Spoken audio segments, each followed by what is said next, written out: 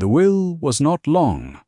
That was the first humiliation, that it took Mr. Pendleton less than 4 minutes to dispense with the entire question of Marguerite Ashwell's future. He read from behind a desk that smelled of beeswax and old leather, his spectacles pushed low on his nose in the manner of a man who has already formed his opinion and is merely observing the formalities. The fire in the grate was too warm. The room was too small for 7 people, and 6 of those 7 knew how it would go. Sir Oswald received the London house, the 3 income properties in the city, and the contents of the great-uncle's account at Coutts. Lady Ashwell received the furnishings, the silver service, and the use of the carriage until the estate was wound up. Cecily received a pearl brooch, described in the document as of sentimental value, and she turned it in her fingers with the satisfied patience of someone who had already been told privately what else was coming. Then Mr. Pendleton cleared his throat.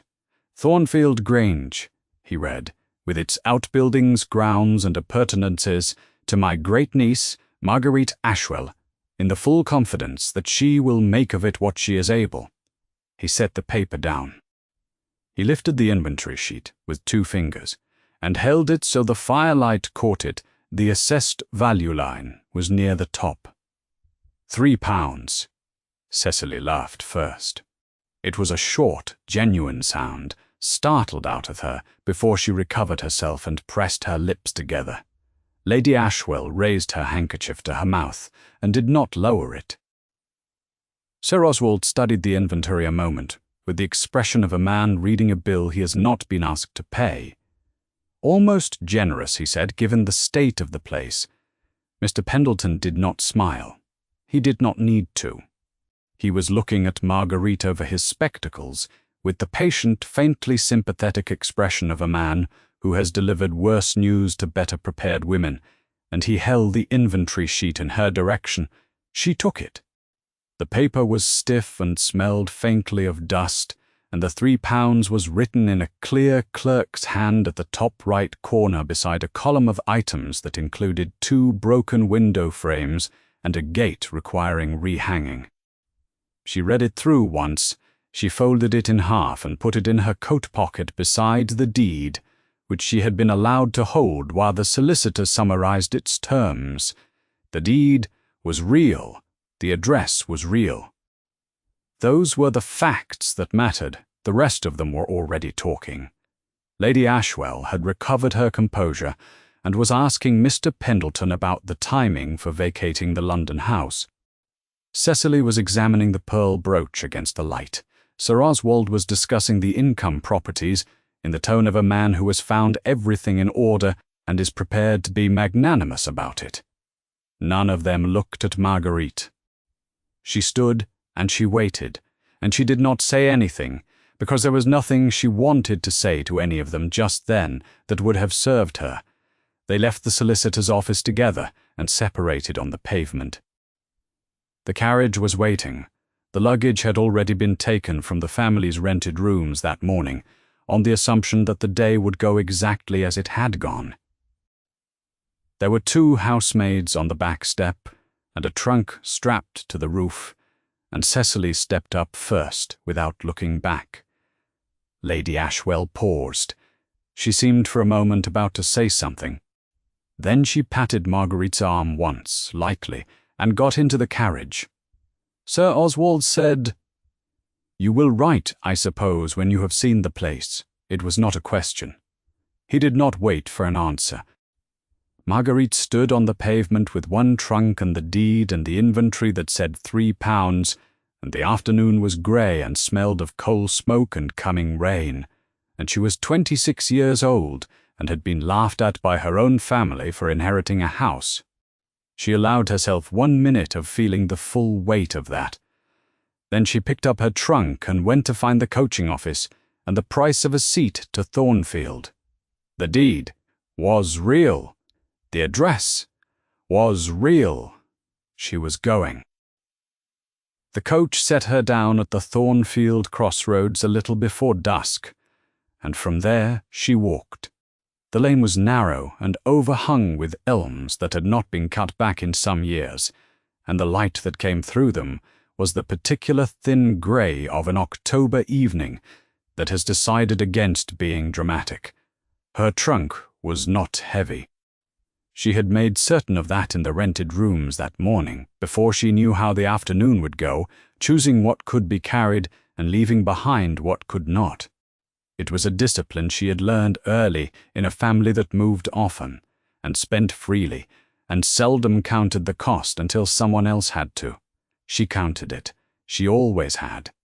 The gate was exactly as the inventory had described it, listing on one hinge, the latch gone, the post leaning with the long patience of a thing that has given up waiting to be fixed.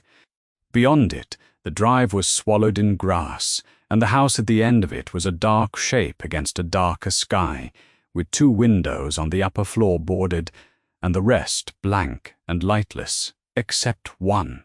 There was a light in the ground floor window to the left of the door, a candle, from the steadiness of it. Not a lantern left burning by accident. Someone was in there, and they had not left. Marguerite opened the gate carefully, so as not to pull it fully from its one remaining hinge, and walked up the drive. The door opened before she reached it. The woman in the doorway was perhaps 60, built on economical lines with a candle in one hand, and the expression of someone who has been expecting a particular knock and has been relieved to hear it before the night went any further. She stepped back to let Marguerite in, without being asked.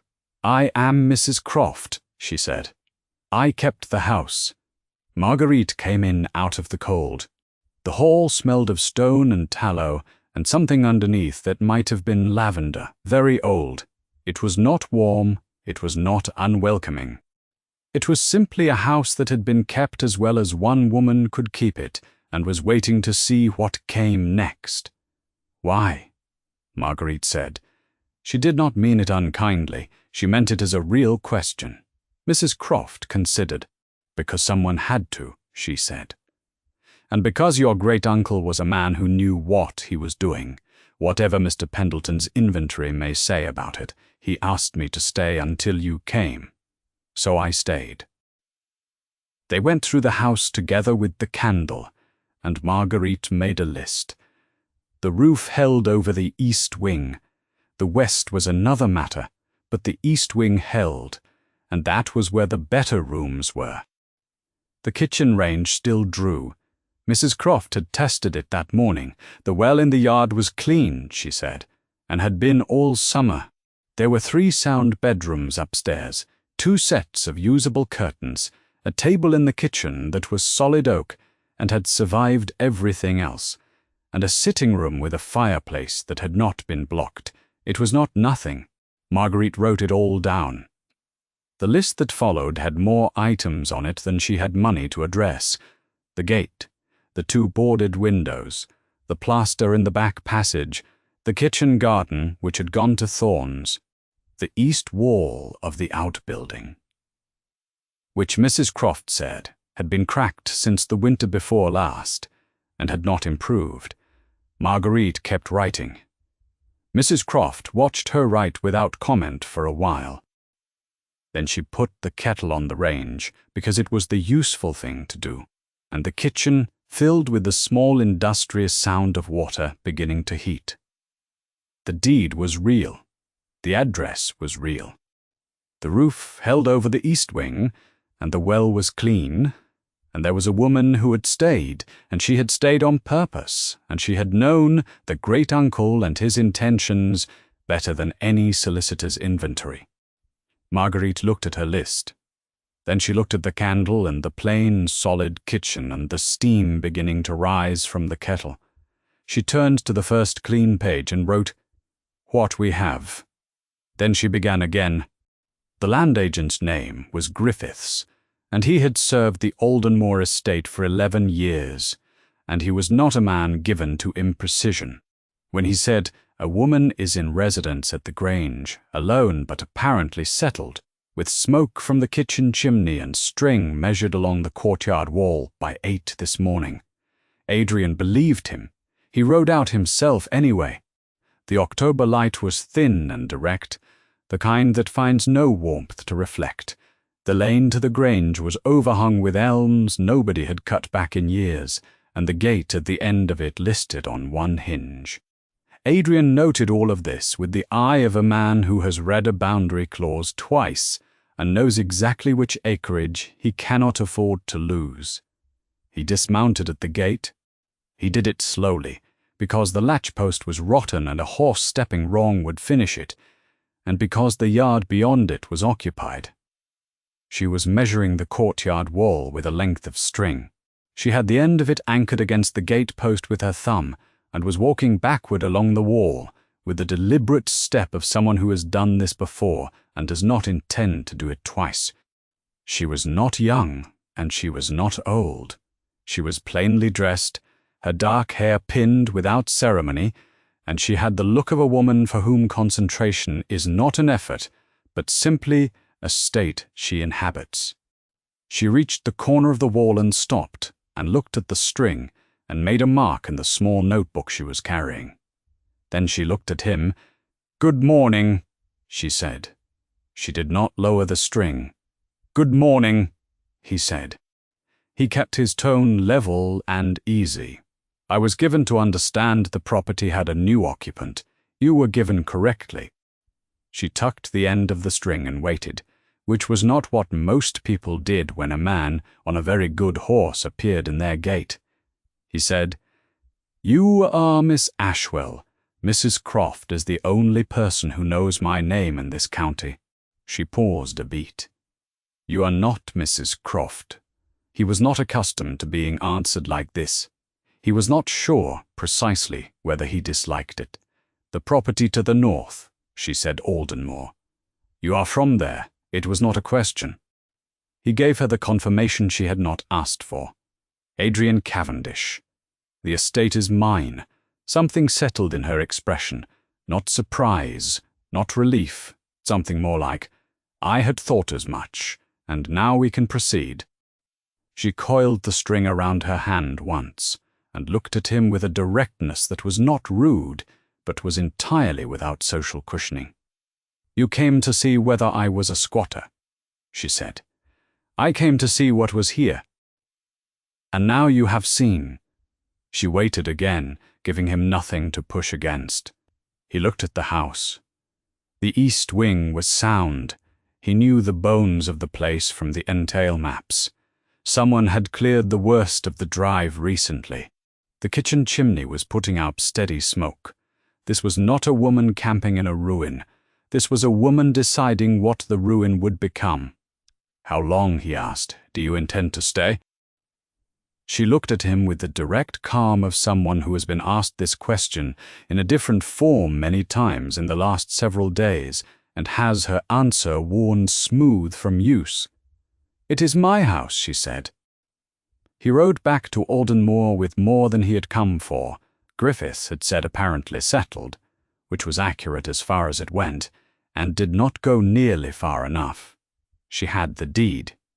She was measuring the walls. She was not a problem to be resolved or a squatter to be removed. She was, in point of fact, exactly what the boundary clause required, a lawful occupant in residence. Before the quarter day, Adrian unsaddled his horse himself, which he did when he needed to think, and stood in the quiet of the stable, with the animal's warmth at his shoulder, and the October cold coming under the door, and thought about a woman with a length of string and a notebook. He thought for quite a long time. Adrian returned to Aldenmore and went straight to the library. The entail documents were kept in the third drawer of the estate chest, behind the land maps, and ahead of the correspondence folders, in the precise order his father had established, and Adrian had never seen reason to alter. He found the boundary clause on the 4th page of the supplementary instrument, in a hand that was his father's solicitor's and not his father's, which was how he knew it had been written in haste and under duress. He read it twice. The adjacent property, being Thornfield Grange and its attendant acreage, must be in lawful occupation by a named resident before the Michaelmas quarter day or the 40 acres of the South Meadow shall revert in satisfaction of the outstanding debt of obligation recorded herein. 40 acres, the South Meadow, the parcel his father had pledged quietly in the last year of his life, to a creditor Adrian had spent 3 years since identifying and another 2 years since managing. Not a creditor who would wait a third time. He sent Griffiths back to the Grange the same afternoon with one question. Does she hold a valid deed in her own name? Griffiths returned before supper. She does, he said. Executed correctly, witnessed, recorded at the county office. It is her house, and no one can say otherwise. Adrian dismissed him and sat with that for a while. He had 30 days now, and a woman with a deed and a length of string, and no apparent inclination to be anywhere else. He needed her to stay. What he did not yet know was what she needed, and whether it was something he could provide without further complication. He copied the clause out himself in his own hand. That evening he rode back to the Grange the following morning. Mrs. Croft answered the door and showed him to the kitchen without ceremony, which told him more about the state of the sitting-room than any inspection would have. Marguerite was at the table with the inventory spread before her, and she looked up when he came in with the expression of a woman who has already decided she will not be surprised by whatever arrives next. He set the copied clause on the table. "Read that," he said. "Then I will explain what it means." She read it. She read it a second time with the same careful stillness she had given her measuring string. Then she set it down flat with one finger resting on the date. "The quarter day," she said. "That is 30 days from today." 29, he said, "from tomorrow." She looked at him. Who is the creditor? It was a precise question. He had expected several other questions first, and had prepared answers for them, and she had gone directly to the one that mattered. "A man named Ashby," he said. "He held a debt my father negotiated and did not clear. He has been patient. He will not be patient past the quarter day." She was quiet for a moment. Then, "And if I stay, the clause is satisfied. The acreage does not revert, correct? Then the South Meadow goes to Ashby and I lose 40 acres. I cannot recover." She did not pretend that was not useful information. He gave her credit for it. He said, "I am prepared to make it worth your while. Materials and labor from the Aldenmore estate, applied to whatever repairs you consider most necessary, in exchange for your continued lawful occupation through the quarter day and beyond." She looked at the copied clause, then at him. "I will give you my answer tomorrow morning," she said. He accepted that, and stood. Then he said, because it was honest, and he had found that honesty was generally more efficient, "I am aware that my position in this matter is not strong. You have what I need. I have what would make your situation easier. Those two facts are the whole of my argument." Something shifted in her expression. Not warmth, not yet, but the faint acknowledgement of a person who has been spoken to plainly for the first time in a while and noticed it. "I understand your argument," she said. He left the clause on the table. He rode home through the October fields with the low sun in his eyes and the distinct sense that tomorrow's answer would be what he needed and that he had not the faintest idea what it would cost him.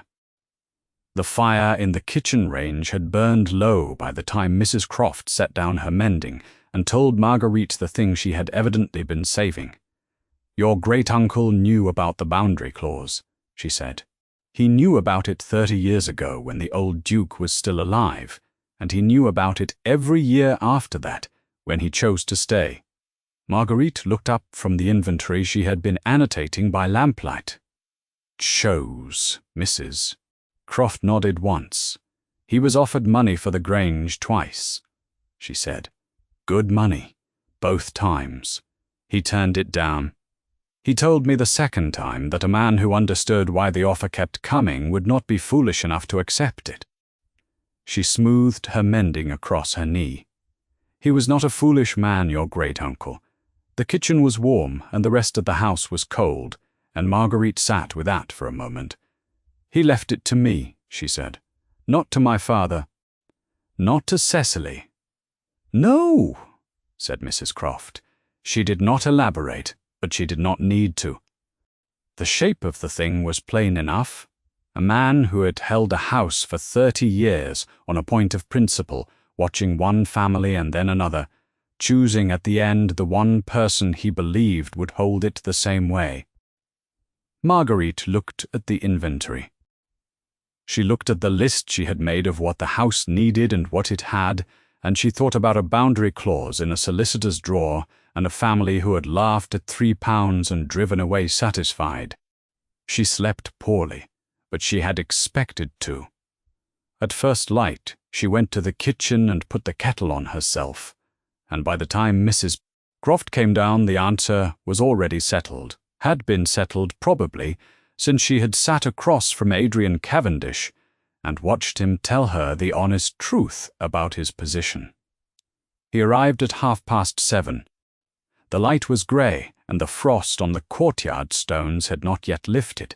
Marguerite met him at the door with 2 sheets of paper in her hand. "I have written the terms," she said. "Read them." He read them standing in the doorway, which she thought said something about him, a page and a half of her careful hand. Materials and labour as specified, delivered to a schedule she had set out by repair, category, roof, windows second, west wing, to follow as materials allowed, nothing informal, nothing that could be characterized as charity or gift. A documented arrangement with obligations on both sides. He reached the bottom, turned back to the top, and read it again. Then he set his thumb against one line. "This clause," he said. "You have written that the labour and materials revert to Aldenmore valuation if you vacate before Michaelmas." "Yes," she said, "I would amend it. The labour is already spent by the time you vacate. Let the materials revert, not the labour." She thought about it for a moment. He was not wrong. Labour applied to a wall did not undone itself if she left. "Agreed," she said. "But I will add that the reverted materials must be documented by both parties at the time of any such vacating, to prevent disagreement about what was supplied." He looked at her with an expression she was learning to read, not quite a smile, but the architecture of one. "Agreed," he said. She made the amendment on both copies in her own hand, neat and without hesitation. He watched her do it. When she held out the pen, he took it and signed his name below hers, on the first copy and then the second. Mrs. Second.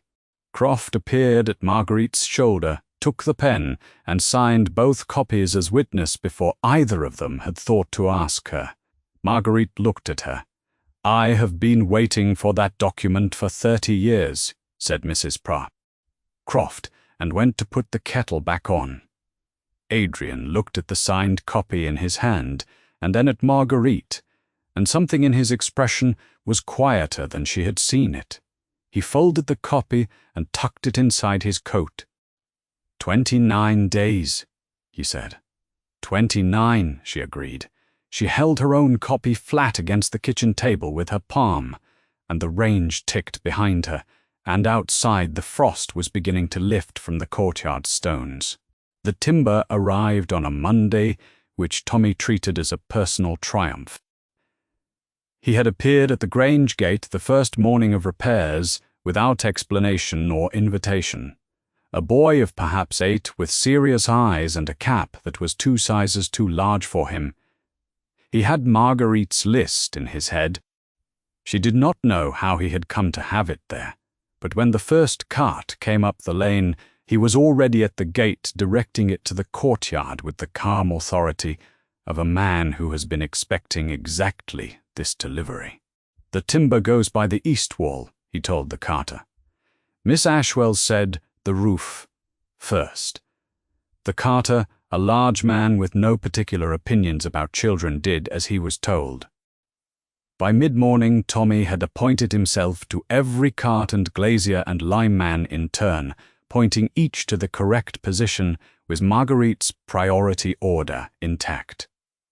He did not chatter, he did not embellish. He gave directions with the careful plainness of a child who had been taught that words were for meaning, and he watched each delivery settle into place with a small nod of completion. Marguerite watched from the kitchen doorway and said nothing. Some arrangements established themselves. Mrs. Latimer arrived at 11, which was not coincidence. She was a widow of comfortable means and considerable curiosity, and she came with a jar of preserved plums and a set of questions so neatly arranged that Marguerite could see the order she had planned them in. She admired the kitchen. She noted the absence of a sitting-room fire and did not say so directly, but let her gaze rest on the closed parlor door. She asked how long Marguerite intended to stay and received the answer indefinitely without flinching, but with a slight recalibration of her expression. She asked about the workmen. Marguerite said repairs were underway.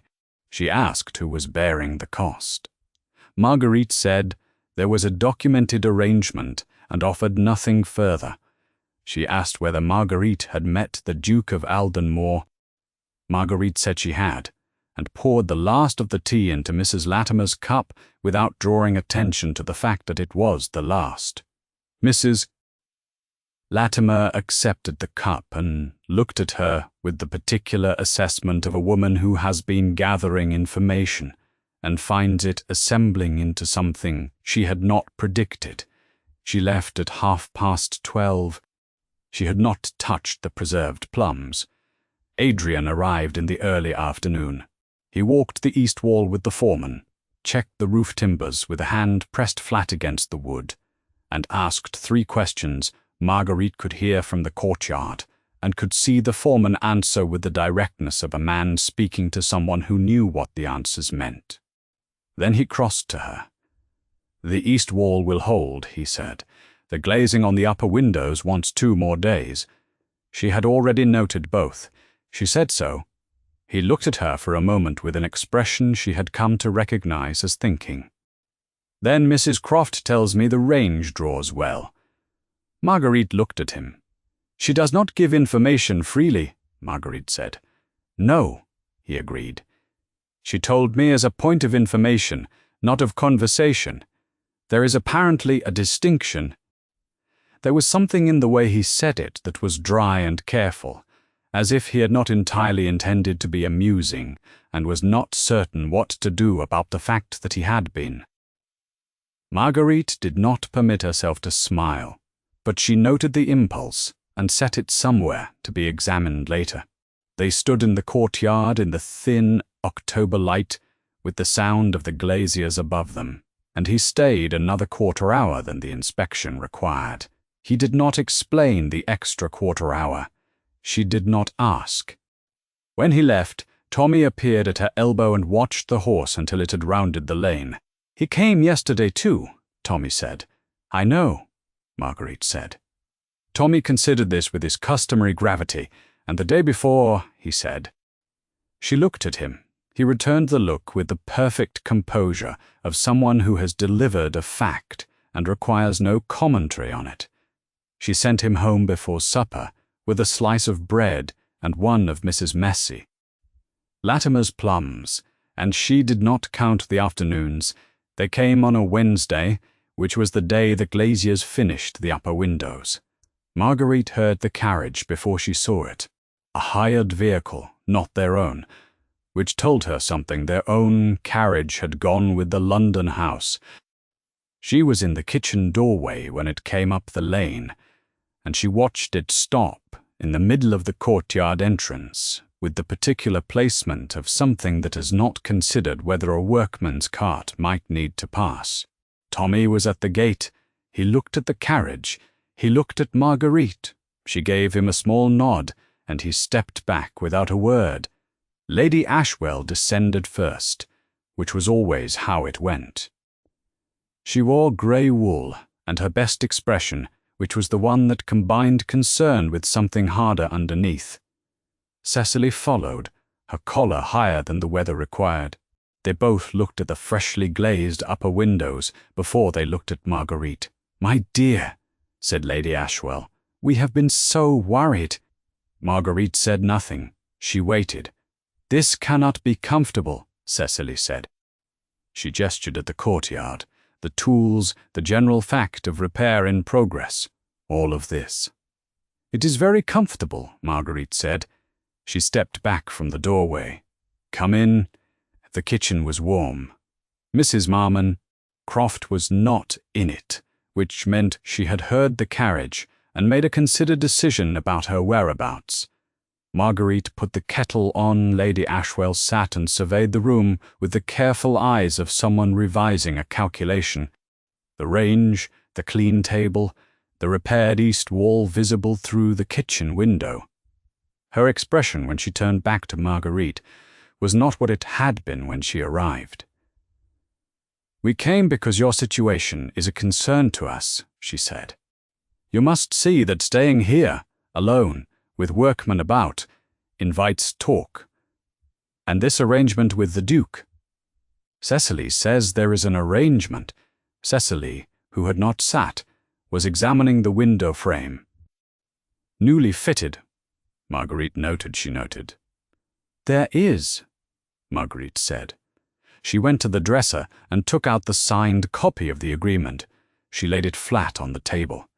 "Read it if you like, Lady Ashwell, read it." She read it the way someone reads a document they have not expected to find well drafted.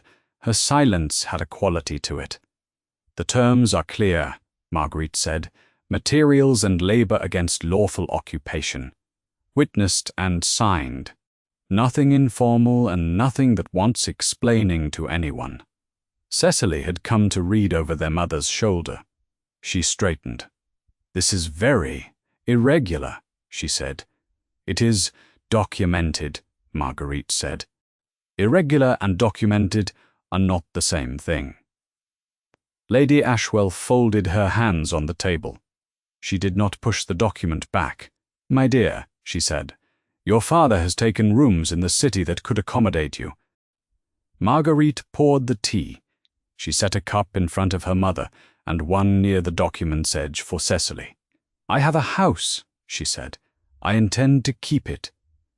Lady Ashwell looked at her, not with the amusement from the solicitor's office. That had gone. What replaced it was harder to name, and perhaps Marguerite thought harder to manage. She did not press further on the point. She accepted the tea. She said that the kitchen was quite snug, in the tone of someone filing the information away rather than giving it freely. They did not leave that evening. This was the outcome Marguerite had considered. She had the room above the kitchen, which was dry and had a bed, and she offered it because refusing would have looked like uncertainty. And she was not uncertain. She was completely, composedly settled in her own house. Lady Ashwell accepted, with a graciousness that confirmed she had planned to stay from the moment she had seen the windows. Tommy appeared at the kitchen door as Marguerite was setting bread on the table. "The carriage is blocking the delivery lane," he said. He said it to Marguerite, but he said it where Lady Ashwell could hear. "I will have it moved," Marguerite said. Tommy gave a small nod and went. Lady Ashwell watched him go. "Who is that child?" she said. "He keeps the gate," Marguerite said, and put the bread on the table and did not explain further. Lady Ashwell was up before the household. Marguerite heard her in the passage at 7:30, the careful, soft steps of someone who wishes to appear unannounced, but has been moving with purpose. She lay in her own bed and listened and let her go. By the time Marguerite came downstairs, her mother had already been to the gate and back. She was seated at the kitchen table with a cup of Mrs. Croft's tea and the expression of a woman who has spent the morning arranging a scene and is satisfied with her placements. Cecily went through the house in the late morning, under the guise of admiring the glazier's work. She ran a hand along the new window frame in the east passage. She looked at the repaired section of the west wall where the plaster had been relaid in clean white lines. She opened 3 doors and closed them again, finding each room exactly what Marguerite had described it as: nearly bare, structurally sound, in use. There was nothing to contradict. Marguerite could see from the set of her shoulders that this was more irritating to her than discovering something would have been. She came back to the kitchen and sat and said nothing useful, which was its own kind of information. Adrian arrived at his usual hour, mid-afternoon, coming in at the gate on horseback with Griffiths a length behind. Tommy let them through with a nod as though the Duke of Aldenmore required a boy's clearance to enter. Lady Ashwell had positioned herself at the courtyard edge. Marguerite watched from the kitchen window and did not go out. Her mother intercepted Adrian with the smoothness of someone who has rehearsed the approach. She presented herself as a woman of sensibility and concern. Her manner pitched exactly between apology and implication. The conversation lasted perhaps 8 minutes. Marguerite could not hear the words. She could read the posture. Her mother's head tilted, her hand moving, once at the wrist, in the gesture that accompanied everything she meant to sound spontaneous. Adrian stood with his weight even and his face giving nothing away. When it was done, he walked through and found her in the kitchen. He declined tea. He stood with his back to the range and looked at her with the expression she had learned was thinking. "Your mother," he said, "has concerns for your reputation." "I know what her concerns are," Marguerite said. "She implied the arrangement is irregular and that she has come to take you back to London." He paused. "She offered to manage the matter quietly if I would release you from the agreement." Marguerite set down the cup she was holding. "And what did you say?" she said. "That the agreement is legally documented and your position at the Grange is not in question." The room was quiet except for the range. She thanked him. She said it plainly and without qualification, and she held her composure the way she had learned to hold things that cost her, which was with both hands and no outward sign. He had not needed to tell her. He had done it anyway, which was a different order of thing than the agreement and its witnessed signatures. He looked at her for a moment. She thought he was going to say something further. He did not. He gave a small nod, the kind that closes something rather than opens it, and he went back out to Griffiths and the waiting inspection. Cecily, at supper, made one further attempt. She said that the village would talk. She said it lightly, as though she were doing Marguerite a favor. "The village," Marguerite said, "has been watching a ruin become a house. I think they have managed their opinions." Lady Ashwell looked at her plate and said nothing. They left the following morning.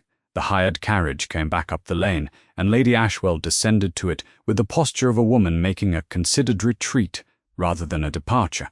She kissed Marguerite's cheek. She said the kitchen was quite warm.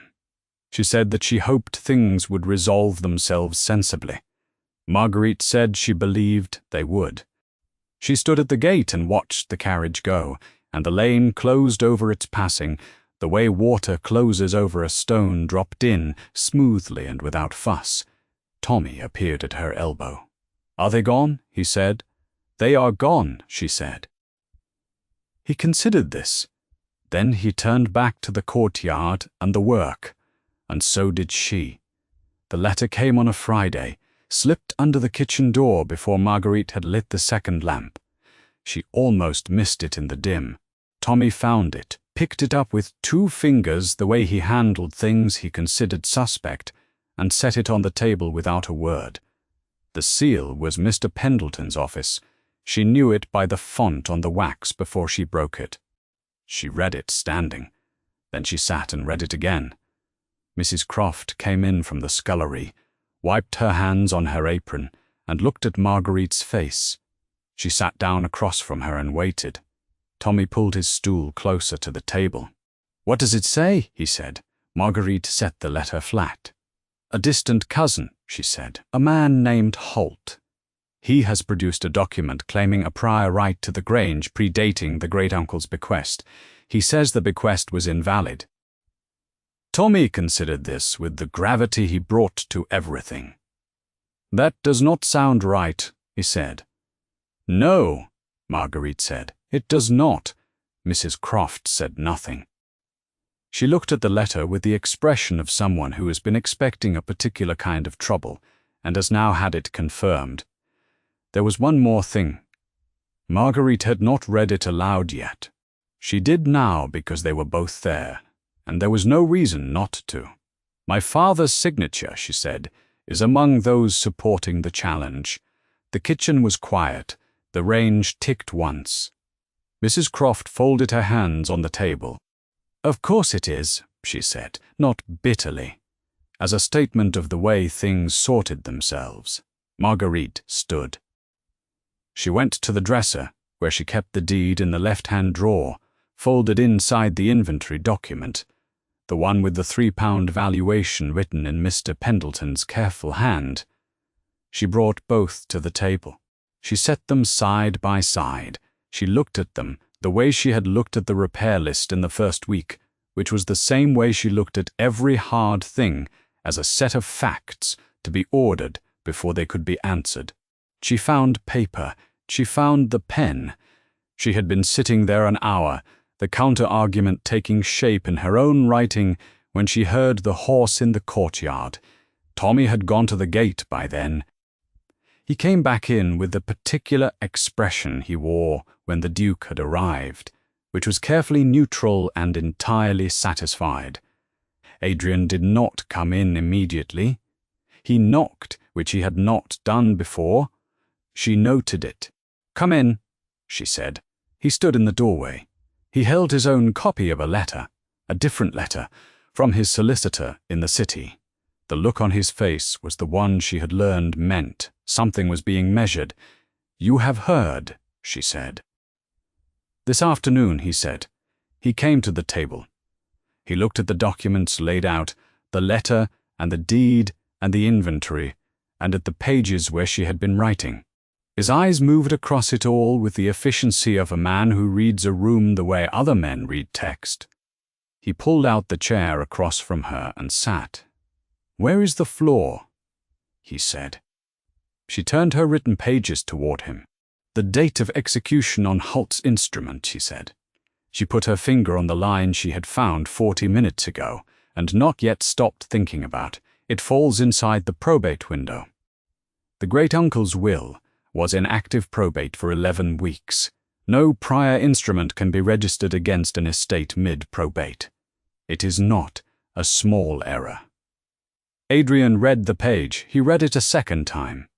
Then he looked at her across the table in the lamplight, and what was in his face was not surprise. It was something quieter and more considered than surprise. "Can you document the probate dates?" he said. "I will write to the court registry in the morning," she said. "They keep the records." He nodded. He did not take the papers. They were hers to hold, and she had them. He sat with her a while longer in the warm kitchen, and the letter from Mr. Pendleton lay flat on the table between them, and neither of them pretended the challenge was finished. But the flaw was there in writing, in her writing, and the registry letter would confirm it. That was enough for tonight. The registry letter went out with the first post. Marguerite had written it the night before, after Adrian left, in the same careful hand she used for the household accounts. She stated the dates required, the estate name, the probate reference she had found in the great-uncle's papers, and she asked for a certified copy of the registration window. She sealed it herself and gave it to Tommy in the morning with a coin for the post office, and he took it with both hands, and the expression of a man entrusted with dispatches. Mrs. Croft said nothing. She put the porridge on. Adrian's solicitor, Mr. Hartley, arrived the following morning before 10. He came in a hired chaise from the city, a compact man of about 50, with ink-stained fingers and the careful blankness of someone who has learned that other people's houses require a different face than his own office. He carried a leather satchel and introduced himself to Marguerite at the door, with a small bow that managed to be courteous without being condescending, which she noted. She took him to the kitchen table, which was the room with the best light. She had the documents laid out already: the deed, the inventory, with its £3 valuation, a written argument, and the letter from Mr. Pendleton. Hartley read her argument first. He read it without comment, the way a man reads something he is deciding whether to trust. Then he read it again. The probate window, he said. The dates are in the registry, Marguerite said. I have written for the certified record, but the instrument's own date is there. It does not require the registry letter to see the problem. Mr. Hartley picked up the copy of Holt's instrument. He found the date. He set it beside her argument. He was quiet for a moment. Then he said, Miss Ashwell, this is sound. He said it the way Mr. Pendleton had once said £3, with the same deliberate clarity. The resemblance was the only thing they shared. Adrian arrived at 10:30. He came through, without knocking now, and found them at the table. And Mr. Pribeleur, tsay, tai, noch. Hartley rose, and the two men exchanged a few words about the document before Adrian sat and let the solicitor speak. Marguerite did not interrupt. She watched Mr. Den. Hartley lay out the legal position in the dry, sequential way of a man who has carried hard news to powerful people and learned that plain language is a mercy. Holt's instrument was void on its face. The prior claim had no standing.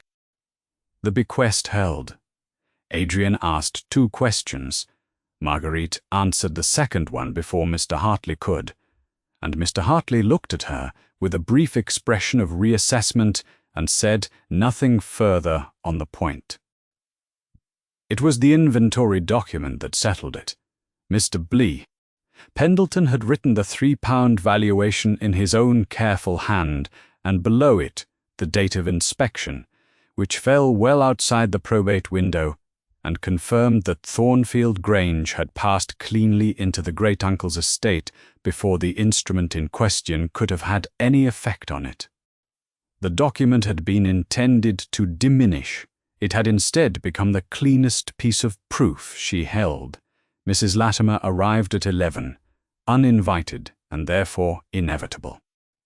She came in through the kitchen door because the front was rarely used and she knew it, and she saw the table and the documents and Mr. Hartley's satchel and Mr. Pendleton standing near the window, because Mr.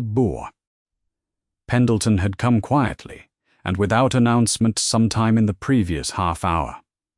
He had said very little. He looked at Marguerite's written argument once and then looked away. Mrs. Mackerys. Latimer took the stool Tommy usually occupied and asked one question, which was whether the claim against the Grange was finished. It is finished, Adrian said. Marguerite kept her eyes on the table. She kept them there until she was certain her face would show only the correct thing. Sir Oswald's withdrawal came by letter that afternoon, 3 careful lines with no explanation offered and no signature beyond his name. He withdrew his support for the challenge. He did not say why. The cousin's instrument, without the family weight behind it, collapsed the way things collapse when they have been propped rather than built. She told Mrs. Croft the kitchen smelled well and asked about the west wing plaster. Tommy, who had been listening from the passage the entire time, came in when it was over and stood at Marguerite's elbow. "Is it done?" he said. "It is done," she said. He nodded. Then he went back to the gate. The quarter-day came on a Tuesday, grey and still, with the smell of wood smoke drifting from the village and the last of the October leaves pressed flat against the courtyard stones. Marguerite was in the kitchen when it passed. She knew the date because she had known it for 29 days. She did not mark it with anything. She put the kettle on and went over the week's accounts. and when Mrs. Croft came in, she said nothing about it either, and that was its own kind of ceremony. Tommy arrived at 8:30 and stood in the doorway. "Is today the day?" he said. "It is," Marguerite said. He considered that. Then he took up his post at the gate. Adrian came at mid-morning. He rode in without the land agent, which he had come to understand meant something different from the inspection visits. He tied his horse himself and came through the courtyard and knocked. She opened the door. "The boundary clause," he said. "It is satisfied." "Yes," she said. He stood in the doorway in the grey light. "The arrangement has fulfilled its purpose," he said. He said it plainly, the way he said everything, and she heard what was underneath it and did not pretend otherwise. "I know," she said. He came in. Croft brought tea without being asked, and then found pressing business in the scullery. Edmund arrived an hour later, apparently from nowhere, which Mrs. Croft said afterwards was exactly the kind of thing she would expect from a younger brother. He was younger than Adrian by perhaps 5 years, with the same clean line of jaw, but a readier mouth, and he introduced himself to Marguerite with a bow that managed to carry both genuine courtesy and genuine curiosity in equal measure. He had, he said, come to offer his congratulations on the resolution of the Holt matter. This was probably true as far as it went. He charmed Mrs. Probban. Croft inside 10 minutes by knowing what kind of tea she preferred and asking about the West Wing plaster with the seriousness of someone who intended to remember the answer. He asked Tommy 3 careful questions at the gate and received 3 careful answers and came back to the kitchen looking thoughtful. "You did not tell me," he said to Adrian. "I told you what was relevant," Adrian said. Edmund looked at Marguerite. He looked at the room. He looked at the accounts ledger open on the table, and the deed in its drawer, and Mrs. Croft's clean kitchen, and Tommy's stool pulled close to the hearth. Then he picked up his tea and said nothing else, which was, Marguerite suspected, more eloquent than anything he might have said. Adrian left before the light went. He said he would call again soon, without specifying when, and Marguerite said that was fine, and they both understood the agreement was no longer the reason. Edmund lingered another quarter-hour, eating the last of Mrs. Croft's bread with sincere appreciation, and then he took his leave with a warmth that was entirely genuine and not at all discreet. Marguerite stood in the courtyard after their horses had gone and looked at the gate on its repaired hinge and at the upper windows whole against the grey sky and at Tommy's lantern burning steady at his post. That night she sat with Mrs. Gonger, Croft by the kitchen fire after Tommy had gone home. "Was my great-uncle lonely?" she said. "In this house?" Mrs. Croft considered it honestly, the way she considered everything. "He was," she said. "Then he chose differently." Marguerite looked at the fire. "How?" she said. "He stopped waiting for something to arrive," Mrs. Croft said, "and started minding what was already here." Marguerite thought about that for a while. Then she banked the fire and took her candle up the stairs, past the windows that were whole now, and cold and clear, and she did not count them. He came on a Wednesday morning, with no land agent and no stated reason. Marguerite was in the east wing when she heard the horse in the courtyard. She knew it by the sound, the particular unhurried way he dismounted, and she did not pretend to herself that she did not. She set down the list she had been making and went to the door. Adrian stood in the courtyard with his hat in his hand. The November light was thin and white. He had not brought Griffiths. He had not brought anyone. "I have no business here today," he said. He looked at the repaired gate on its hinge and at the upper windows whole against the pale sky, and then he looked at her. "I came because I wanted to," he said. "That is the whole of it." Marguerite held the door. The cold came in past her, and she let it. "Come in," she said. She took him through the east wing. She did not explain why. She walked him through the room where the plaster was new and the window admitted full light for the first time in years, and through the passage where the boards had been relaid, and she let him see it. She did not tell him what she had thought on the first night, standing in those same rooms with a candle and nothing else. He had not been there for that, but he had been there for the rest of it, and he understood what the whole windows meant without being told. At the end of the passage she stopped. "I will not leave this house," she said. "I want you to know that before you say anything further, whatever you are going to say, it should rest on that." He was quiet for a moment. "I know it," he said. "I have known it for some time. I am not asking you to leave."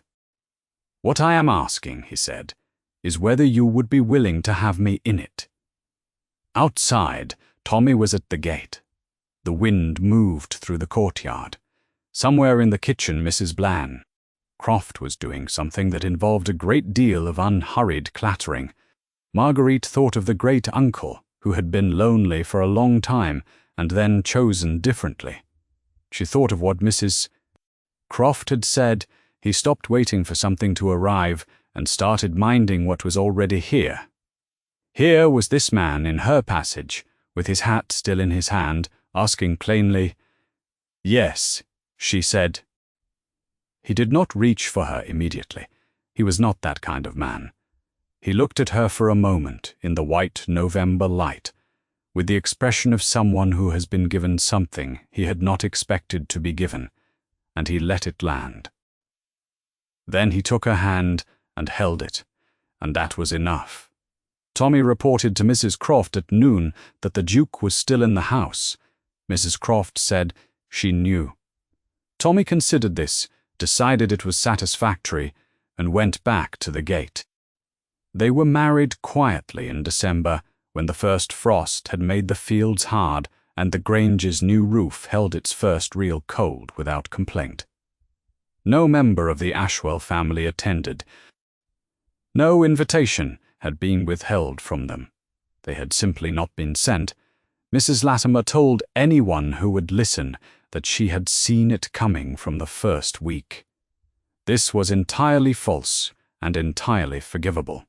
The £3 inventory document, written in Mr. Pendleton's careful hand, was framed in the Grange's front hall. Marguerite had put it there herself. It was the first thing a visitor saw on entering, and the last thing she saw when she left. She had not put it there to remind anyone of anything. She had put it there because it was, in the end, the document that had given her everything. A morning in October. A trunk on a pavement. A gate on a hinge that gave when she pushed it. What followed from it was not small at all. Be patient with the women the world has looked past. The ones who are quietly managing, or quietly rebuilding, or quietly staying when everyone else has gone. You never quite know what they are holding, or what they are about